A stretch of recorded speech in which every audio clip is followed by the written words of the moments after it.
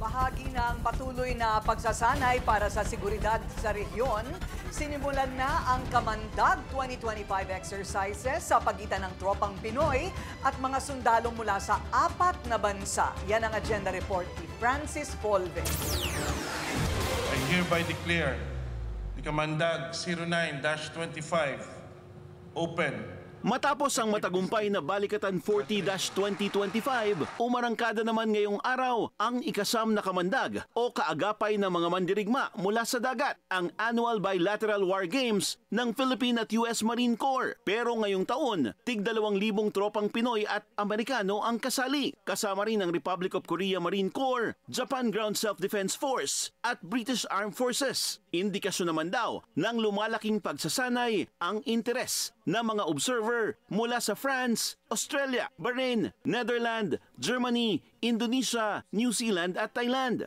Makasaysayan daw ang pagbubukas ng pagsasanay isang araw bago ang retirement ni Marine Corps Commandant General Arturo Rojas. Giit niya, ang kamandag ay patuloy na pagsasanay para mahasa ang kasanayan ng ating mga sundalo sa pagprotekta sa ating soberenya, lalo sa karagatan. Kaya may ilang senaryo at mga defense weapon at system na magkakatulad. Be able to learn and sustain what we have what we did in the past Balikatans. So it's this event, which is also included in Kamandag, will be conducted also. Ayon kay Colonel Jason Armas ng US Marines, gagamitin din sa war games ang modern weapon system ng Amerika tulad ng Navy Marine Expeditionary Ship Interdiction System o Nemesis na una nang dineploy sa Batanes noong Balikatan. Hindi rin pinansin ng pagsasanay ang pagprotesta ng China sa deployment sa bansa ng mga military weapon system ng Amerika para sa bilateral at multilateral activity. These are scenario-driven exercises where we will conduct operations with the Nemesis, which is a great capability. It extends the commander's operational reach. And what it really does is it continues to validate Force Design 2030 for the United States Marine Corps.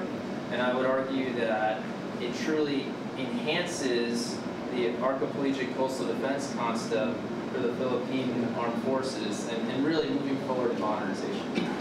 Malaking bagay din daw para sa Japan ang pakikibahagi nila sa pagsasanay kasama ang mga kaalyado sa Indo-Pacific region.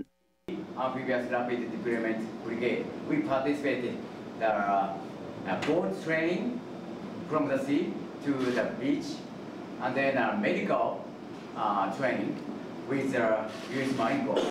Gagawin ang exercise sa Batanes, Palawan at Tarlac hanggang sa June 6. Para sa agenda, Francis Polve, Billionario News Channel.